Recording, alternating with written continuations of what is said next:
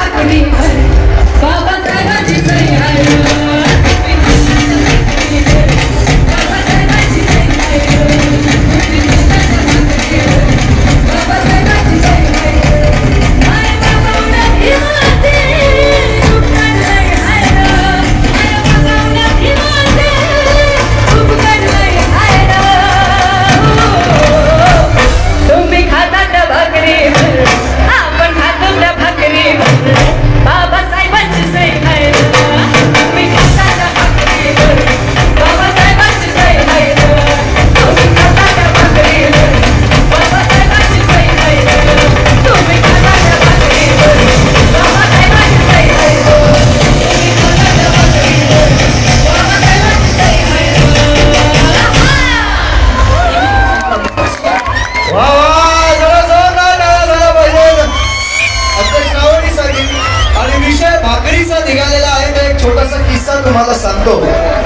लहानपणी विषय भाकरीचा यानी कि रोटी का हुआ है। इस बात पर यहाँ एक छोटी सी कथा सुनवाई गई जो डॉक्टर भीमराव अंबेडकर और उनके पिता राम जी के ऊपर आधारित है। मैं आपको वो शॉर्ट में सुनाने की कोशिश करती हूँ। उस टाइम होटल में तो खाना मुमकिन नहीं था, तो राम जी पिता अपने बाबा साहब के लिए साथ में आटा लेके जाते थे। जब वो जहाँ जहाँ एग्ज़ाम देने जाते थे उस टाइम वो रोटी बना के रखते थे। एक दिन बात हुई कि एक ही रोटी का आटा था, उन्होंने रोटी बना दी और एक प्लेट पे तो कपड़ा ढक दिया और बाबा साहब को बोला ये आपकी रोटी आप खा लो, मैं मुंह हाथ धो के आता हूँ।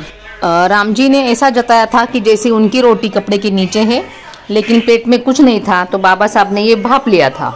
अब आप ही आगे सुनिए क्या हुआ। परंतु बाबासाहेबांच्या हे लक्षात आलं होतं की भाकरी त्याच्यामध्ये नाहीये, ताट हे असंच झाकून ठेवलेलं आहे, बांधून ठेवलेलं आहे। म्हणून त्यांनी अर्धीच भाकरी खाल्ली आणि अर्धी भाकरी घेऊन ते वडील ज्या वेळेला हातपाय धुवून येत होते त्यावेळी त्यांच्या समोर गेले आणि म्हणाले की एक गोष्ट लक्षात ठेवा बाबा, बाप हा समाजाशी खोटं बोलू शकतो परंतु आपल्या मुलाशी कधीच नाही खोटं बोलू शकत। आणि म्हणून त्यांनी आपली अर्धी भाकरी जी आहे ती आपल्या वडिलांना दिली आणि त्यांनी सांगितलं की बाबा आयुष्यात मी हे सूत्र लक्षात ठेवीन की माझ्याकडे 2 भाकऱ्या असतील तर एक भाकरी मी खाईन, एक भाकरी मी समाजाला देईन। तसंच माझ्याकडे 2 रुपये असतील त्यावेळेला 1 रुपया मी स्वतःवर खर्च करीन आणि 1 रुपयाची मी पुस्तकं घेईन, ज्या शिक्षणाचा वापर मी माझ्या समाजासाठी करीन। मला असं वाटतं असं हे थोर व्यक्तिमत्व आहे, म्हणूनच त्यांना महामानव असं सुद्धा आपण म्हणतो। आणि अशा या महामानवाची जयंती साजरी करण्यासाठी आज आपण इथे सगळेजण जमलेलो आहोत।